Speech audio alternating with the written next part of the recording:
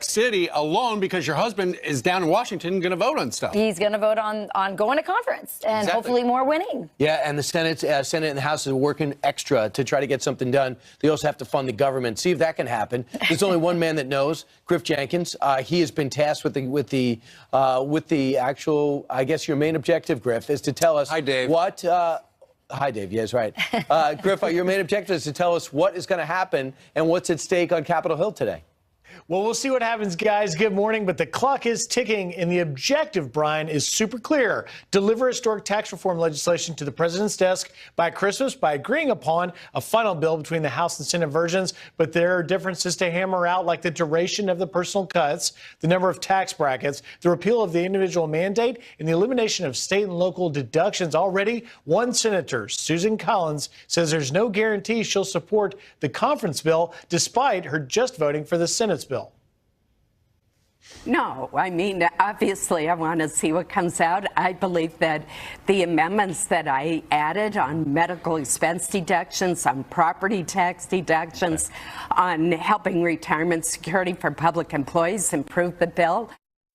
And they have one other problem. They have to avoid a spending deadline by this Friday to keep the government running, with Democrats holding out for a deal on DACA.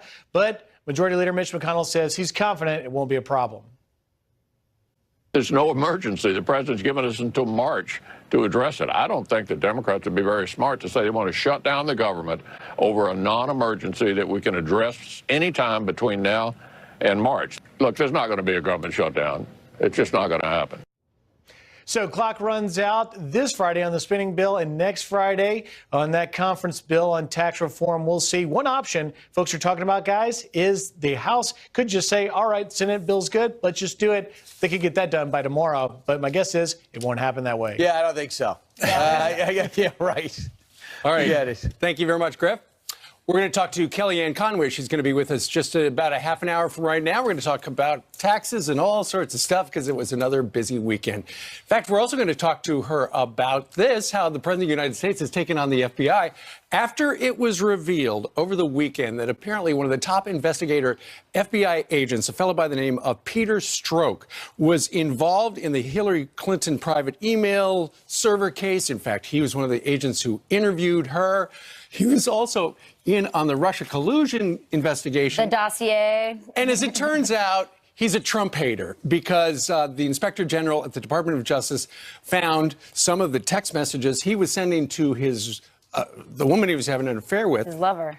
Anti-Trump stuff, pro-Hillary. You can't do that when you're supposed to be nonpartisan. Right. Robert Mueller must have known about this on some level before he named him to the Mueller investigative team, but yet he didn't mind having an anti-Trump guy on the team doing the investigating. Isn't it enough to have Democratic donors on that list? They had to go the extra mile. So he is now out. But I just got to ask you, let's factor in the logic. Do you really think he's the only one? Oh, no. Do you think he's the only FBI agent in a prominent position that seemed to have a pro-Hillary, anti-Trump bias? Well, no. And I think that's why they were so secretive about it. They actually demoted him into the HR department months ago.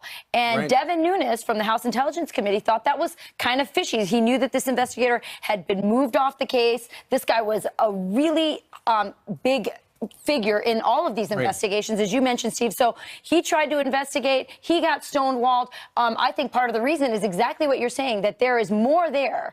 And letting Nunes and those people in the House Intelligence Committee know that, it's going to spur more investigation to see if there were other pro-Trump, pro-Hillary anti-Trumpers. Right. And we've seen some stories from administration officials about how Mueller has stacked the deck with a bunch of pro-Hillary, anti-Trump people in the investigation, but given donations and stuff like that. But it all comes down to, it could only be one guy. This one guy could be the only one because he's so key. When you look at it, apparently this guy, this Peter Strzok guy, was central to the issue of finding intent, whether or not to prosecute Hillary Clinton in the under the gross negligence statute.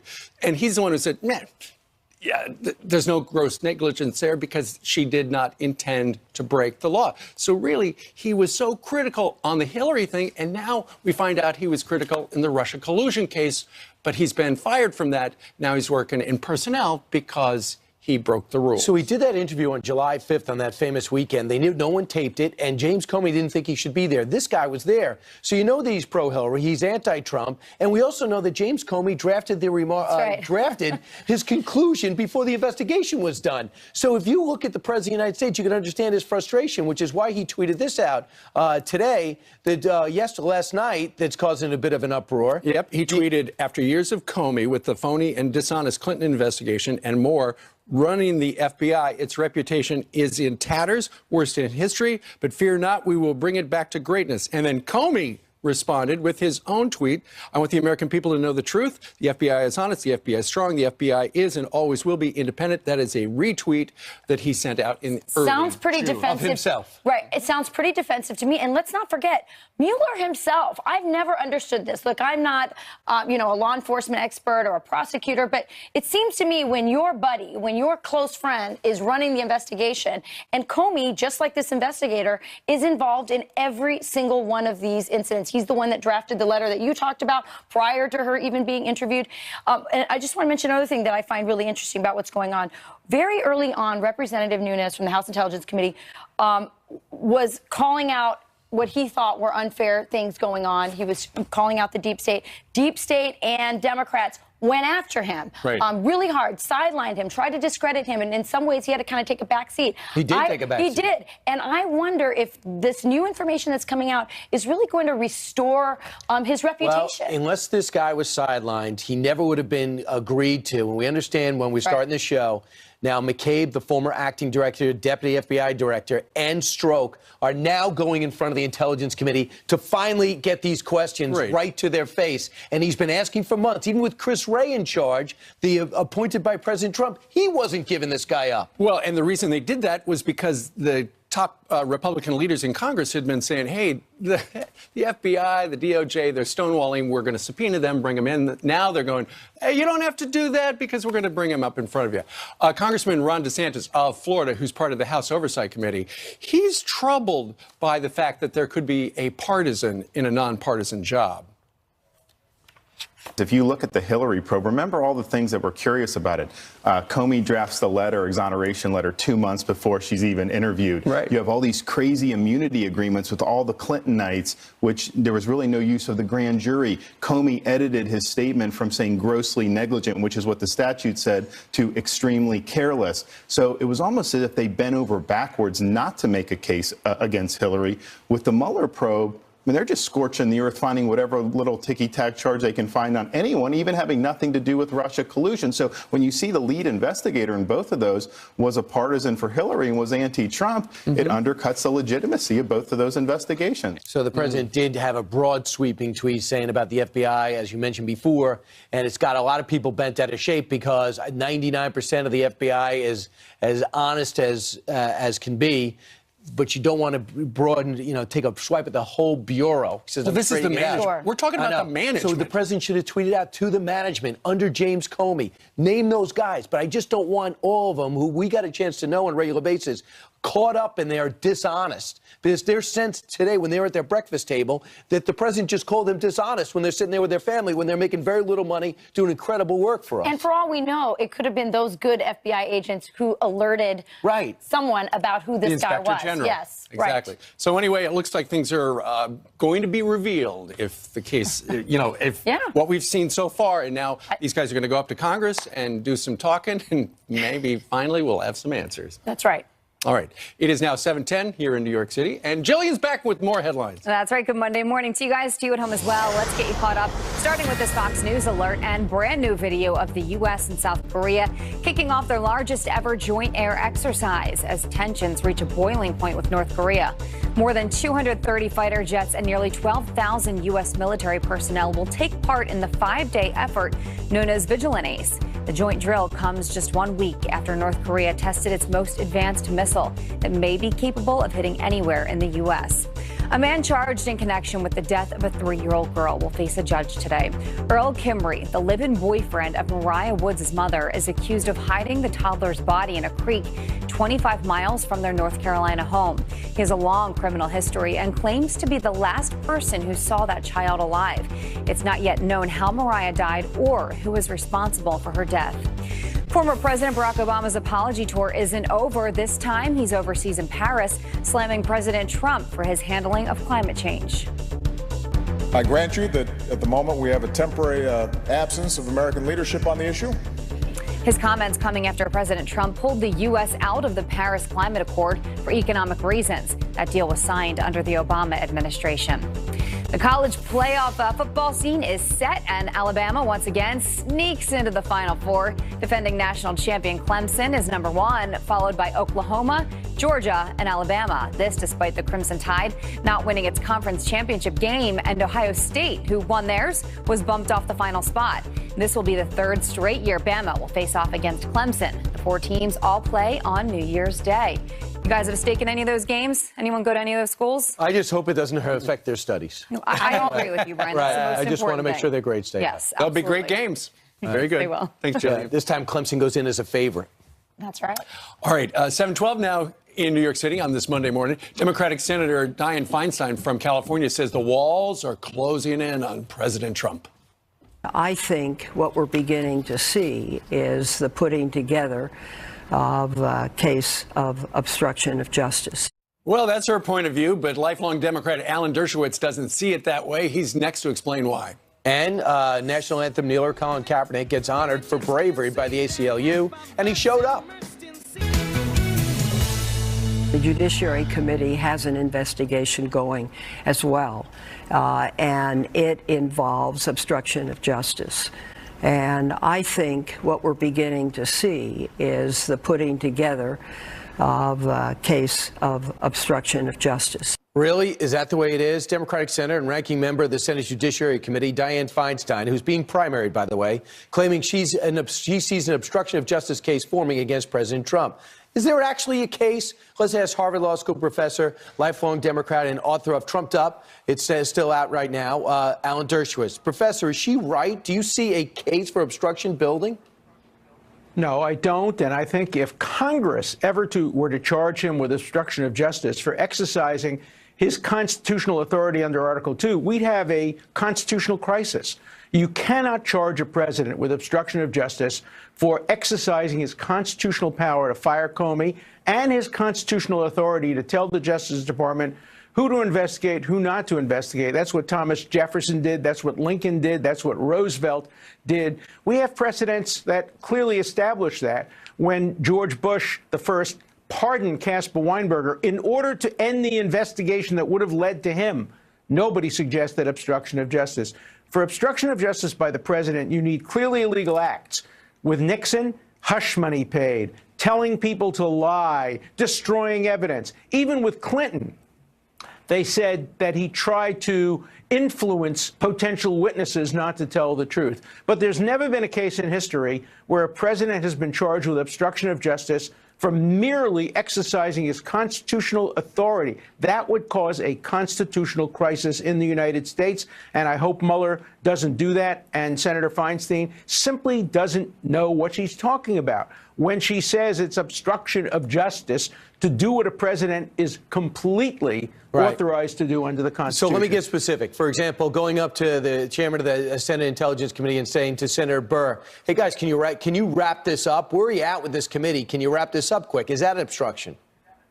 Of course not. The president has the authority to speak to Congress, tell Congress what he wants to do, and Congress has the power to say no. We have separation of powers. You can't have obstruction of justice by each party to separation of powers exercising their authority. Look, the president could have pardoned Flynn. If he were really thinking about trying to end this investigation, he would have pardoned Flynn, and then Flynn wouldn't be cooperating with the other side. And the president would have had the complete authority to do so, and Flynn never would have been indicted, never would have turned as a witness against him. So I think the fact that the president hasn't pardoned Flynn, even though he has the power to do so, is very good evidence that there's no obstruction of justice going on here. Right. I think you need people, some channels are hoping to see this, and some senators are trying to go over.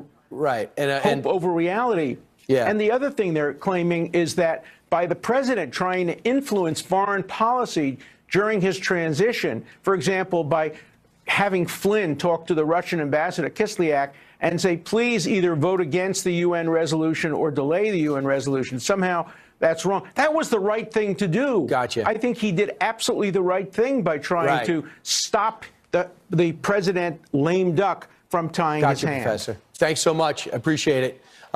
Joining us from Miami. Meanwhile, 20 minutes after the hour, the NFL paid $90 million for social justice causes, but it didn't stop players from protesting again on Sunday. So what was the payout about? Is that a political stunt? Then you stand.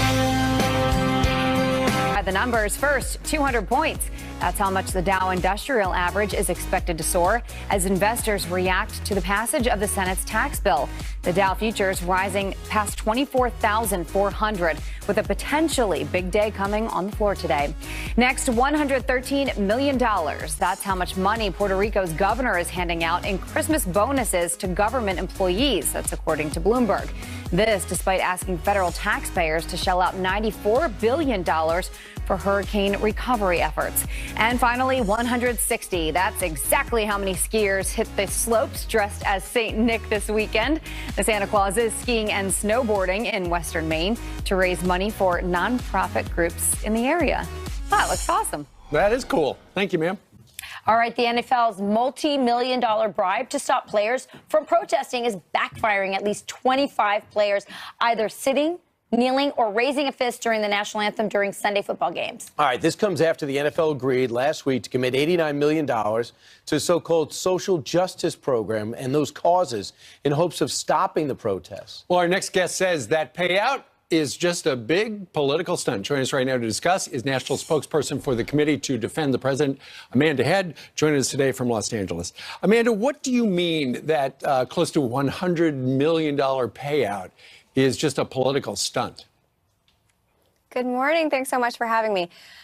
So this was basically a bartering tool that the NFL used in a more casual sense. They said, OK, we're going to donate this money. If you guys please stand. OK, guys, please stand.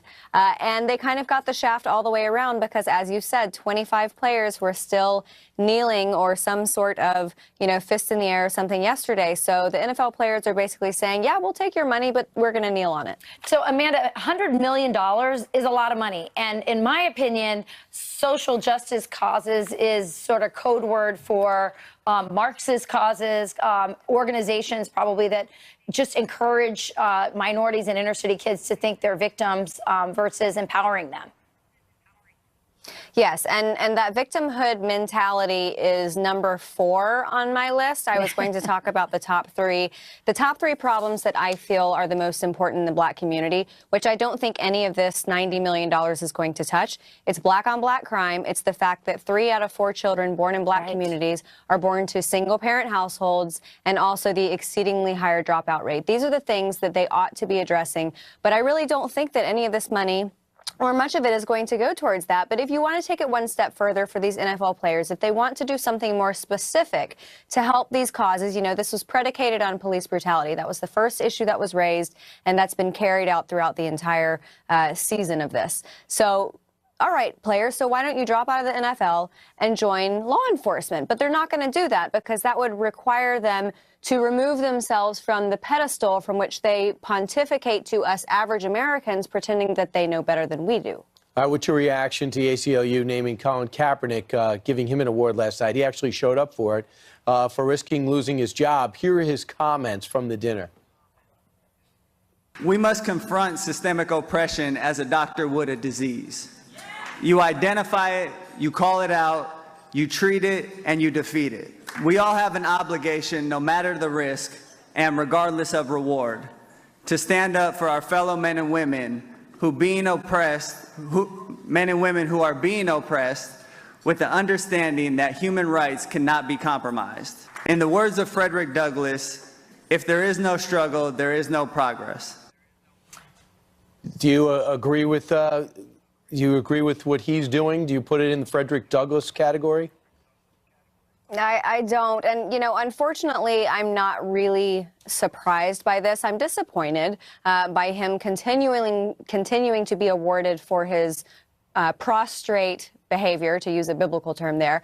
But it's not really all that surprising, because the ACLU is not really known for diversifying their pool of, people who receive awards. Amanda, Frederick Douglass also said it's easier to build strong children than to repair broken men, which goes to your point that this would have been better. This money would have been spent better going to programs that help build up the black family, which is so broken right now. Yeah, we need two-parent households. All of these black players, I know that they like to hold pop culture figures up as well as other athletes. So Tupac Shakur did an interview in the 90s where he talked about how he would have been a much different and better man if he had had a father in his household. And at the root of all of this, it comes down to the breakdown of the family, which doesn't exist to the degree that it used to in black communities. All right. Amanda, we thank you very much for joining us today to talk about your op-ed and so much more. Thank you, Amanda. Still ahead, an illegal immigrant off the hook in the death of Kate Steinle for now. But what about the sanctuary cities protecting him? The acting director of ICE, Tom Homan, here to answer that, coming up. And the TV network ABC suspending Brian Ross, the reporter, for his report on Michael Flynn that had some giddy on Friday morning. Michael Flynn promised full cooperation to the Mueller team and is prepared to testify that as a candidate, Donald Trump directed him to make contact with the Russians. Yeah! Wonder if she's going to have a retraction today. We're going to talk to agenda. Because that was the big hurdle. Rachel said they've got a big party for the members coming up midweek. On Tuesday, I'm going to the White House, so you guys aren't the only ones invited. But she's going to a ball. Oh, yeah. Right, there you go. Yeah, they didn't call yours a ball? No, they didn't call us a ball. But we had a ball. A reception. Let's bring in Kellyanne Conway, counselor to President Trump. Kellyanne, good morning to you. Good morning. We just heard the music taking care of business, and with this tax cut bill, it takes care of the corporate tax rate, it looks like, around 20%. However, the president over the weekend kind of insinuated maybe he'd be okay maybe with it 21, 22%. What's going on? Well, the House bill has it at 20%. The Senate bill has it at 20%. We're very comfortable with those two provisions. We'll see what the House and Senate do in reconciliation. But the president wanted it to be 15%. Remember, he was the one saying take it all the way down because he knows that that would unleash even more prosperity, more growth, more jobs, more wage hikes. So it's at 20%. We're very comfortable with that. And let the Senate and the House do their business now in reconciliation. All right, let's talk about what the Department of Justice and FBI is going on now. The FBI was not cooperating with the House Intelligence Committee because they're trying to find out about this investigator, not only former acting director McCabe, but this investigator, Stroke, who evidently was at the hub of almost every major investigation, including the interview with Hillary Clinton on that July 4th weekend over a year ago. So now we find out that he has an anti-Trump agenda, pro-Hillary, and it was in texts. This is one of our leading FBI agents. Do you sense, Kellyanne, this is a one and only FBI agent with an anti-Trump agenda? It's so disturbing and troubling because you're right. He was at the heart of the investigation into Hillary Clinton. We know that she lied numerous times. We know that she bleach bitted and deleted 33,000 emails. We know that a lot of a majority of Americans in all polling said that she was neither honest or trustworthy. It's part of why she lost. And yet you do hear people constantly asking, when will she be held to account? I know she's got a pretty bad fate of not working and living behind me here. But this is what frustrates people. And now this revelation that a decidedly, definitively anti-Trump FBI investigator was involved in the Hillary Clinton interviews, as the president says, is now starting to make a lot of sense. And of course, this is in the context of never-ending investigations here of the Trump transition, of the Trump campaign, of possible collusion, which, of course, the president said as recently as Saturday simply does not exist. So it's very frustrating to many law-abiding Americans who look up and always see a double standard, always see special exceptions for Hillary Clinton. Look, the Clinton Foundation doesn't even exist anymore, which also means they're not taking gazillions of dollars from countries that don't respect women and girls. Wink, wink. But it's very disturbing to folks. And who knows if there's more. I'm glad they took action and got rid of this guy. But a lot of damage had already been done because Hillary was under investigation by the FBI. We're also seeing now more information being released about that famous tarmac meeting that wasn't just about golf and grandchildren, we would imagine, between then Attorney General Lynch and President Bill Clinton, the only President Clinton we'll ever have. Right. It's very, people want to know, so you talk about golf and grandkids for maybe the first 3 minutes. What was the rest of the conversation that lasted nearly an hour? So there are many questions, and anybody who's watching right now, those people who watch TV for a living, which is curious, and type about what we're talking about and say they just can't get rid of Hillary Clinton. They can't stop talking about Hillary Clinton. No, we can't stop talking about Hillary Clinton because she just never goes away. Kellyanne. She's legitimized by the mainstream media. Now we find out the FBI had pro-Hillary, anti-Trump people at the heart of the Hillary investigation. Very troubling. Kellyanne, we just found on Friday, Brian Ross from ABC filed a report, a bombshell report, saying that Michael Flynn was going to be working or testifying against the president. And then we come to find out that it's fake news, that the conversation they were talking about happened after he was elected, before he was put in place. Tell us about that and any expectations you have that the apology and the suspension of Brian Ross is going to get the same attention that the fake news bombshell did. It's getting no attention, even from his own network. I read they have a tip sheet every morning. It's called The Note. And the headline today says reality check. And I said, wow, ABC News is going to admit this grievous error that lasted for hours and hours before it was, quote, clarified, then corrected, then retracted, then he was suspended. But so many in the media have relied upon that report, that false report, blatantly false report by ABC News' Brian Ross. And actually, that report still existed when you had the media press party here, ironically, on Friday. If he worked for me, I wouldn't say 4 weeks suspension without pay is enough, because this is the heart of the entire year. Every network, the cable stations, the mainstream media has obsessed. The Democrats on Capitol Hill, they've done nothing this year. The only accomplishment the Democrats have this year is holding up and saying stop, resist, obstruct, no, and Russia, Russia, Russia. So it's not enough, because it goes to the essence of why 14% of Americans have a favorable impression of the media. And Brian Ross was not pushed back by the anchor either. There's one male anchor left on network morning TV, and I was disappointed because he's a responsible journalist. He should have pushed back and said, hold on, wait a second. Are we breaking news here? Because that doesn't make any sense. Right, Kellyanne, for the folks who missed it, the bombshell was that then candidate Donald Trump during the campaign told Michael Flynn, go start dealing with the Russians.